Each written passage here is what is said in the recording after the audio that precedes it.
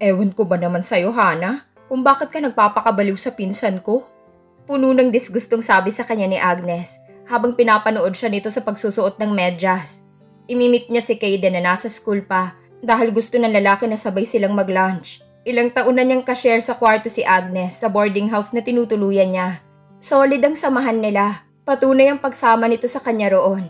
Kahit afford naman nito na mag-dorm mula pa noong nag-enroll silang tatlo ni na Kaden sa isang kilalang state university sa Maynila. Mass communication ang course niya. HRM ito at business administration ang kay Kaden dahil nakatakda itong magtrabaho sa family corporation ng mga Vera Perez. Sa hinaharap, he wasn't thrilled about it. Pero dahil hindi nito alam ang talagang gustong gawin sa buhay ay hindi na ito umangal. Sa maliit din na kwartong yun na tanging naa-afford ng microscopic na budget niya, nalaman ni Agnes ang lihim niyang pag-ibig kay Kaden. Ayon dito, ang lakas daw ng tama niya. Kahit pinsan daw nito si Kaden, hindi ito boto sa lalaking mahal niya. May basihan ito dahil pagkatapos ni Namaan at Marie, magsunod-sunod ng girlfriends ng binata. At least dati ay masasabi niya na may seryosong karelasyon ito. Pero ngayon ay hindi niya alam kung relationship pa bang maituturing ang koneksyon nito sa mga kabaro niya na napaugnay rito. Hindi niya alam kung na-trauma ito sa unang heartbreak nito dahil pagkatapos na yun ay naging ultimate playboy ito. Pwede sa chick, pwede sa boy. Biro pa nito nang akusahan niya itong chick boy. Pagkatapos niya itong mahuling nakikipagrelasyon sa dalawang babae ng sabay. Sa parehong school pa nag-aaral ang dalawang babae. Pagkasuot ng medyas niyang malapit na magretiro, isinuot naman niyang rubber shoes niya na pamana ni Agnes. Mas naghihikahos ang pamilya niya ngayon kaysa noong high school pa lang siya. Dahil hindi biro ang magpaaral sa kolehiyo kahit sabihin sa isang university lang siya nag-aaral. Mabuti pa kina Kaden at Agnes. Trip lang talagang bumuntot sa kanya. Kaya kahit afford mag-aral sa mamahaling eskwelahan, nag-enroll kung saan siya nag-enroll. Siya wala lang talagang choice. Kung sa bagay kahit pangmasang university na pinapasukan nila, mataas naman ang kalidad ng turo doon. Humarap siya sa salamin at nagpulbo ng kaunti. Just enough to get the all on her face under control. Mula noong prom ay natuto na siyang mag-ayos. She realized she was doing herself a huge favor by looking her best and feeling good about herself. Kaya pinutakti na rin siya ng boys pagtungtong niya ng college. Sa kasamaang palad, wala pa rin siyang nagiging boyfriend dahil loyal siya sa pagsinta niya kay Kaden. Yumuko siya para hagilapin ang bag na nasa ilalim ng magulong kama ni Agnes. Noon pumailan lang ang walang kamatayang Nokia tune. Nagunahan pa sila sa pagkuha ng kanya-kanyang cellphone sa ibabaw ng study table nito. Bad trip? Nito nang makitang cellphone niyang tumunog. Hinihintay kasi nitong tawag ng latest boyfriend nito. Excited na sinagot niya ang tawag. Katulad ng dati parang may nagda-drum sa loob ng dibdib niya sa lakas ng kabog na yun. Hello, Kaden? Nakinig siya sa sinasabi nito. Pagkatapos ay nagpaalam na siya. Matamlay na binaba niya ang cellphone. Hindi tuloy ang lunch niyo, no? Panguhula ni Agnes. Nakatayo ito sa tabi niya. Tumango siya. Nagpapasundo raw kasi si Beth. Aniya na ang tinutukoy ay isa sa mga babaeng idinedate ni Kaden. Pumalatak ito sa kapadive na humiga sa kama nito at bumira ng kanta. I've known you for so long, you are a friend of mine. But is this all will ever be? Damn the song. It said at all. Mamaya ha. Nag-angat ng tingin si Hana mula sa binabasang libro nang marinig niya ang boses ni Kaden. Nasa library siya at nagre-review para sa nalalapit na final exams. Inirapan niya ito at patuloy na nagbasa. Nag-text itong sabay daw silang kumain ng lunch. Hindi siya nag-reply dahil naiinis pa rin siya rito. Tinabihan siya nito. Sorry na, kailangan kasi ni Beth ng susundo sa kanya kahapon eh. Sa pagkakaalam niya, intern sa isang ospital si Beth, kaya abnormal ang oras ng duty. Hindi pa rin niya ito inimik. Ang balak niya ay hindi talaga ito pansinin sa buong araw na yon, pero mahirap talagang gawin. He simply refused to be ignored. He played with her hair, made funny faces she could see from the corner of her eyes, and just when she was congratulating herself for successfully snubbing him, he reached for her hand under the table and gently squeezed it. Parang may libu-libong voltahe ng kuryente ang nanulay mula sa kamay nito patungo sa kamay niya. Kung gadget lang siya, baka nag-short circuit na siya. At habang hawak nito ang kamay niya, tinitigan siya nito, puno ng pakiusap ang mga mata. Huwag ka nang magalit sa akin, Hana. Hindi ko kayang nagagalit ka sa akin, he said in his most sincere voice. Bumuntong hininga siya. Kala ko ba ayaw niya na sa'yo? Tanong niya. Nahuli ito ni Beth na papasok sa motel kasama ang ibang babae. Nagwala raw ang babae at kinailangan ng 2 guard para tuluyang maawat. Kalimutan na daw namin yung nangyari. She's willing to give me another chance. Tila baliwalang sagot nito. Duda siya kung mananatiling faithful ito kay Beth. Ano, lunch na tayo? Sa susunod bubusugin muna kita bago ako sumundo ng kahit sinong babae. Tinaasan niya ito ng isang kilay. Host? Nagpatiuna na siyang lumabas ng library. Hindi talaga niya ito kayang tiisin. Humabol ito sa kanya at hinawakan ang kamay niya. Pwera na lang kung yung babae ang susundo sa akin. Pakyut na kumindat ito sa kanya. Her heart did another somersault. Siguro ay nag-swoon pa siya kung hindi lang nila nakasalubong si Cheng. Isa itong student activist. At masugid na manliligaw niya kahit ilang beses niya nang binasted ito. Hi Hana, nakangiting bati nito bago sila nilagpasan. He was quite good looking. The boy next door type. Ito lang yata ang kilala niyang nagrarally na mukhang bagong ligo palagi. Parang hindi man lang nagugusot o nadudumihan ng damit nito. Tinanguan din nito si Kaden na kunot ang noo. Nanliligaw pa ba yun sa'yo? Usisa nito nang makalayo na si Cheng. Daig pa nitong istriktong tatay sa tono ng pagkakatanong nito. Kandailing siya dahil mukhang pipilipiti nito ang leeg niya kapag umoo siya. Besides, binasted na talaga niya si Cheng. Ang lalaki lang ang talagang makulit at patuloy pa rin nanliligaw. Masyado pa namang protective si Kaden at numero 1 dudoso sa mga lalaki naglalakas loob pumorma sa kanya sa kabila ng paninindak nito. Sometimes she allowed herself to fantasize that he was being jealous. But the thing with fantasy is that it's only as good as one's imagination. And it hurts like hell when reality sinks in. Kumain ka na, Hana. Wika sa kanya ni Kaden habang pilit na isinusubo sa kanyang mainit pang instant noodles. Paggising niya kaninang umagay halos hindi siya makabangon sa sama ng pakiramdam niya. Pinilit lang niya ang sarili na kumilos hanggang sa muntik na siyang mag-collapse sa loob ng CR. Nasermonan tuloy siya ni Agnes at pinilit siyang humiga na lang. Mamaya pa ay humahangos nang dumating si Kaden. Tinawagan daw ito ni Agnes at sinabing may sakit siya. Bawal ka rito, baka makita ka ni Tita Chenggay. Aniya na ang tinutukoy ay ang landlady niya. Kanina pa niya sinasabi yun dito pero tila wala itong naririnig. Bawal kasing pumasok ang mga lalaking bisita sa loob ng silid ng borders. Hindi mo ba alam na patay sa akin si Tita Chenggay? Nakangising sabi nito. Matandang dalaga ang may-ari ng boarding house. Mahigpit ito tila maramot sa ngiti. Parang nagsaliban lahat ng kontrabida sa mga teleserye sa katauhan nito. Ubod ito ng sungit at hate na hate nitong lahat ng lalaki in all shapes and sizes. Iniumang uli ni Kaden ang kutsara sa bibig niya, kaya napilitan siyang sumubo. Halos hindi niya malasahan yon dahil mapait ang panlasa niya. Pero sumasarap yon dahil sa concern na nakikita niya sa mukha nito. Panay ang biro nito pero kita sa mga mata nito na worried dito sa kanya. Napangiti siya. Sana ay tangible ang kaligayahan na maaari niyang itago at tingnan uli kapag nalulungkot siya. And this moment would qualify as the happiest moment of her life. Him taking care of her while she was lying there, sick but happy. Sumubo uli siya ng noodles. Maya-maya ay sumeryoso ito. Ayoko sanang sermonan ka dahil may sakit ka. Pero sana ingatan mong sarili mo, Hana. Pinag-aalala mo ako ng husto. Akala mo ba? Muntik na akong magkaroon ng speed violation kanina nang tawagan ako ni Agnes. Anito habang masuyong hinahaplos-haplos ang buhok niya. It certainly warmed her heart. Kung magsalita ka naman, parang malala ang sakit ko lagnat lang naman to.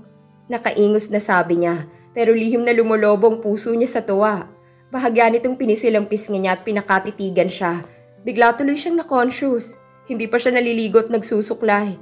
She probably looked pale and sickly, like a wilting flower. Nang akmang hahaplusin nitong pisngi niya, itinabig niya yon. Huwag mo nga akong tingnan ng ganyan. Alam ko naman na hindi maganda ang view. Hindi kaya. Kontra nito at lalo pa siyang tinitigan. Sa lahat naman ng may sakit, ikaw ang maganda. She waited for his punchline, but it didn't come. When he looked at her, she only saw his sincerity and something else she couldn't name. Kulang na lang ay may tumugtog na love song sa background at parang nasa teleserye na sila. Something broke the spell through the ringing of his phone. Beth! Hanito nang sagutin ang tawag, hindi uso ritong pag-hello. Pilit niyang inignore ang naririnig na one-sided conversation pero hindi niya magawa. Gusto mong pumunta ako riyan? Ani ni Kaden, saglit itong nakinig. Aalis siya. Kailangan uli siya ng girlfriend niya kaya huwag ka nang umasa, Hana. Naiinis na sermon niya sa sarili dahil gusto niyang manatili pa ito sa tabi niya. Ganun ba? I'm sorry, may importante akong inaasikaso eh. Nito sa kausap. Nang magtama ang mga mata nila ay kinindatan siya nito. Next time na lang ha. Nito tinapos na ang tawag.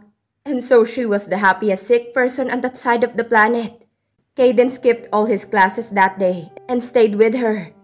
Then she woke up in the middle of the night and he was still there. Nakayup-yup ito sa gilid ng kama niya habang hawak-hawak ang isang kamay niya.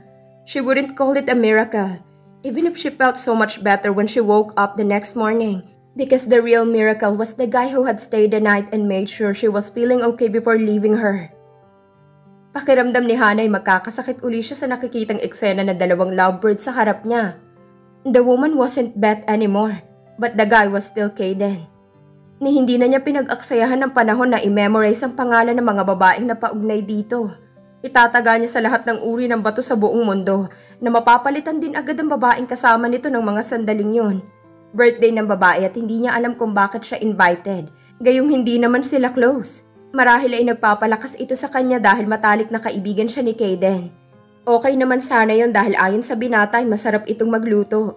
Estudyante daw kasi ang babae sa isang culinary school at makakatikim siya ng social na dishes na sa hotel lang makakain. The problem was, the woman was in her mid-30s. Separada ito bagaman walang anak at ilang taon lang ay pwede nang pumasang amiga ng mami ni Caden. She was good-looking, but she was way too old for her best friend. She's nice, saka maasikaso.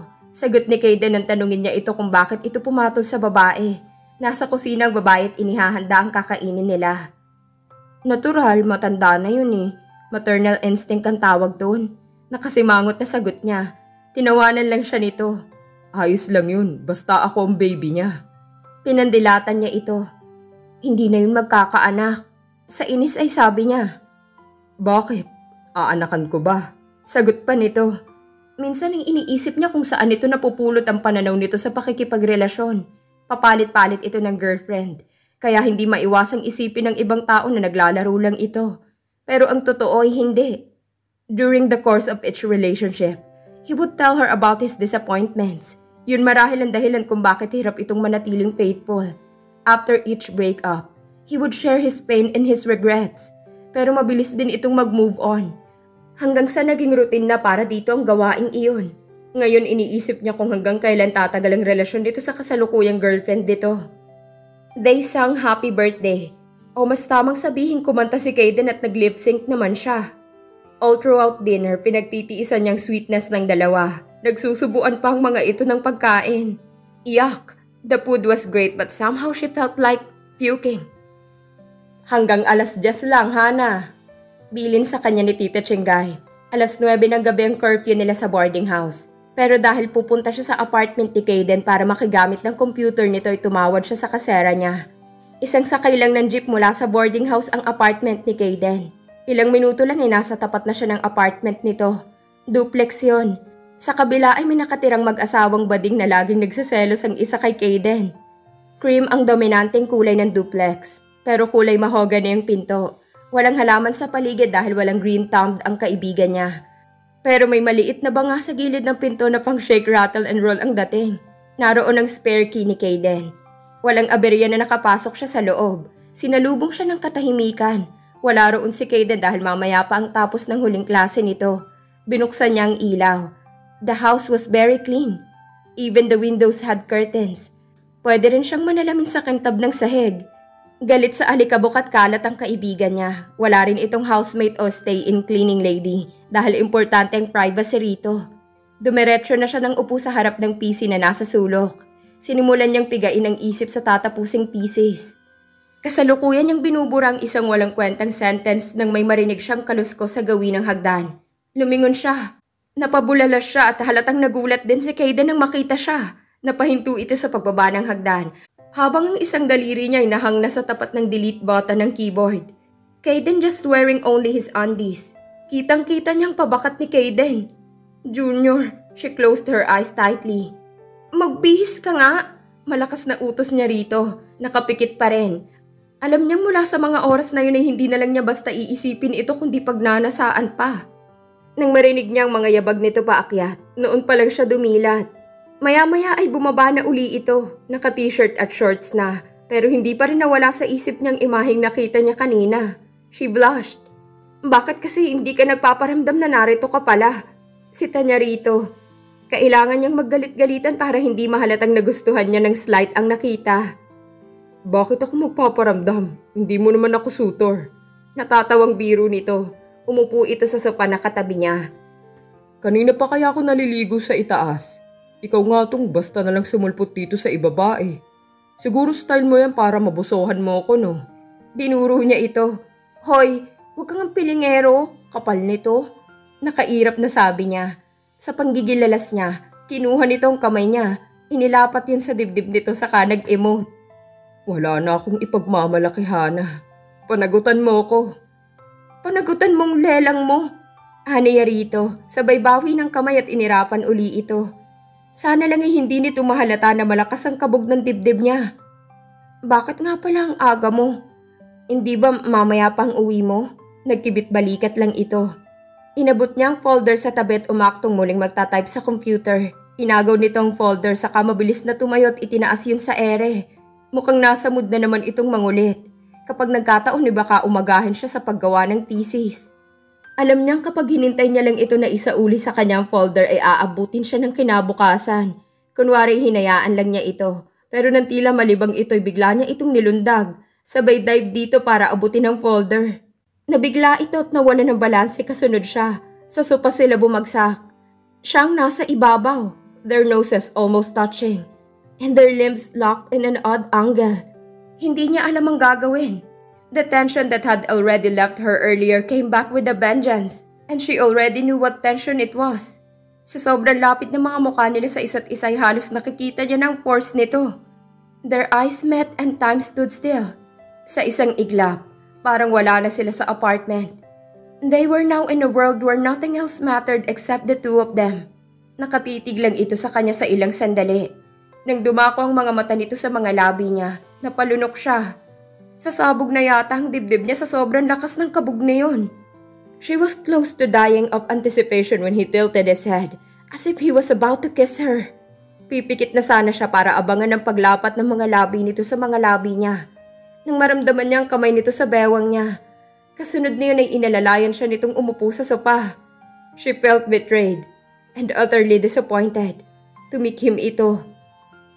Ang alam ko, nagdadive lang kapag may tubig. Nito. It sounded so much like a forced attempt to start a conversation that she had to laugh. Ate, ano ba?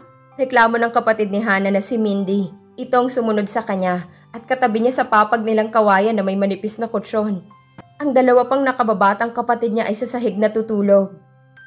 Sorry, Haniya rito. Tumagilid siya patalikod dito. Nainis na marahil ito dahil kanina pa siya pabiling-biling sa higaan. Maya-maya ay naramdaman niya na nag-vibrate ang cellphone niya na nasa gilid ng una niya. Nang kunin niya yon, nakita niyang si Kaden ang tumatawag. Maingat na bumangon siya at patiyad na lumabas ng kwarto nila para hindi maistorbo si Mindy at ang mga kapatid niya na nasa sahig. Hello, Kaden? Anas niya. Nasa sala kasi siya at doon naman natutulog ang mga magulang niya. Hana, hindi kita gaanong marinig. Nito. Sandali, lumabas siya ng bahay. Kaden, naririnig mo na ba ako? Oo, nasan ka ba? Bakit parang mahina ang boses mo? Tanong nito. Weekend noon at kahit hindi siya karaniwang umuuwi sa San Quintin pagsapit ng weekend mula nang magkolehiyo siya, ay napauwi siya ng di oras dahil kailangan niyang mag-isip. She sighed. Nasa bahay ako. Tulog na kasi si nanay at tatay. Baka mabulahaw sila. Bakit ka tumawag? Tanong niya kahit may ideya na siya kung bakit. Kayo na raw ni Cheng? Tanong nito, puno ng akusasyon ang tono ng boses. Hindi agad siya nakasagot. Nag-flashback sa isip niya ang nangyari. Gusto kita, Cheng, pero iba ang gusto sa mahal.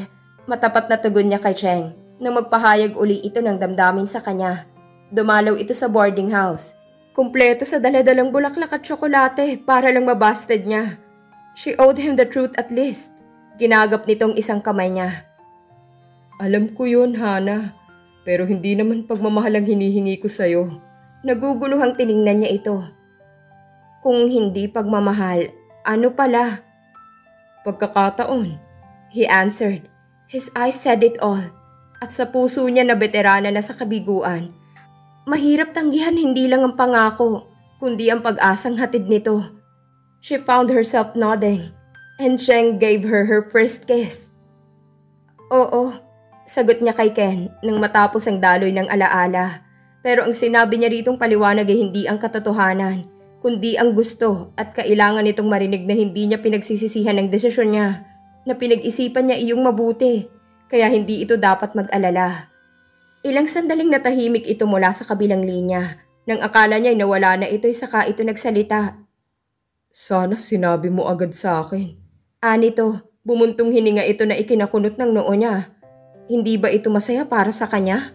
Pero nang magsalita uli ito'y magaan na ang tono ng boses nito, na saglit niyang pinagdudahan ang naisip kani-kanina lang. Gusto ko lang siguruhing masaya ka because you deserved it. How is he treating you? Is he a good boyfriend? A tear fell from her eye. Pinahid niya yon. Oo naman. He's a good boyfriend. The thing is, ako yata ang masamang girlfriend. Ang sama ko dahil hindi ko maiwasang hilingin na sana ikaw siya. Noong hinalikan niya ako, naisip ko sana ikaw yung naroon. Sana ikaw ang first kiss ko. Ang sama-sama ko, di ba? Pero hindi ko maiwasan. Ikaw kasing mahal ko. Pero tanggap ko ng kahit kailan hindi mo ako magagawang mahalin. Ayon sa kasaysayan ng mga taong tinamaan ni Cupido, memorable daw ang first boyfriend dahil nga first iyon. Pero kung ibang first boyfriend sa first love, hindi lang yun basta memorable, complicated din pala. Nakisiksik si Hana palabas ng classroom dahil malilate na siya sa susunod niyang klase. Hana! Malakas na tawag sa kanya ni Kaden. Hinintay niyang makalapit ito. Sabay tayo mag-lunch mamaya ha? Nakangiting sabi nito. Sabay kasi kami ni Cheng magla-lunch. Haniya, feeling guilty siya kahit alam naman niyang hindi dapat. Dagling na burang ngiti nito. Kung gusto mo, sumabay ka na lang sa amin. Aniya. What a dumb suggestion. Hindi na, next time na lang. Anito. Suddenly looking grim. Ngumiti ito, pero mas mukhang ngiwi iyon. I guess I'll see you around, Hana. And with that, he walked away. See you around? Ano yun? Para lang siyang ordinaryong kakilala at hindi best friend? Pagkatapos nilang mag-usap noong nasa San Quintin pa siya, isang linggo itong hindi nagparamdam. No phone calls, no text messages. Then he showed up 2 weeks later with a new girlfriend, si Lily. He was acting as though nothing had happened. Ang sabi lang nito'y naging busy ito masyado. She accepted his alibi. Mas okay na yun kaysa mabaliw siya sa kakaisip kung bakit ito nagkaganon. The ceiling was decorated with glittering hearts of all sizes. Marami ring balloons sa paligid. Soft music was playing somewhere in the background. In the corner was a table for two illuminated by candlelight. And an old couple danced in the middle of the room. Odd dahil bihis na bihis ang lalaki. Samantalang ordinaryong t-shirt at jeans lang ang suot ng babae na walang iba kundi si Hana. Happy? Tanong ni Cheng. Ito ang nag-prepare ng lahat ng yon para sa kanya. Tumango siya kahit siguro babaeng gawa sa yelo mapaplatter sa ginawa nito. Kahit pang babaeng may ibang mahal tulad niya. They were in the Lopez Hall, the biggest hall in the university. Kung paano nito iyon na ihanda ay clueless siya. Who would have thought that an activist who marched in protest against the most questionable policies could come up with something as romantic as this? She could picture him cooking this up in the middle of some rally, or thinking about it as he wrote speeches. She had to smile. Typical na babae pa rin siya na kinikilig sa mga ganoong bagay. She was glad to feel normal. She thought it was going to be just an ordinary date. So she just donned her jeans and one of her ordinary-looking shirts. They were the typical watch a movie then dine out couple. But when she saw the decor, the table sat up, and heard David Pomeranz singing King and Queen of Hearts, she realized Cheng had definitely outdone himself this time. But then again, maybe not. It was Valentine's Day after all. They danced to songs of love and passion. She was lost in her own world, while Cheng was lost in his. She couldn't quite meet his eyes. Alam kasi niya na makikita roon ang walang hanggang adorasyon at pagmamahal. Dalawang bagay na mayroon siya, pero hindi niya maibigay rito dahil ibinigay niya na sa iba. Suddenly she realized what she had to do. She might have been miserable, but Cheng didn't need to suffer too, because he was a great guy. She leaned into his chest and felt him have a sigh. Alam mo ba kung anong naririnig ko ngayon, Cheng? Ang tibok ng puso ko. Mahinang sagot nito. It seemed that he already knew what was coming. Hindi, mahina ring wika niya. Pumikit siya at sinabi ang salitang masakit at mahirap mangbigkasin ay kailangan nitong marinig. Naririnig ko ang itinitibok ng puso ko. At hindi ikaw yon. They stopped swaying and she forced herself to look at his face. At the face of the man she had to set free so he could find the happiness that he deserved.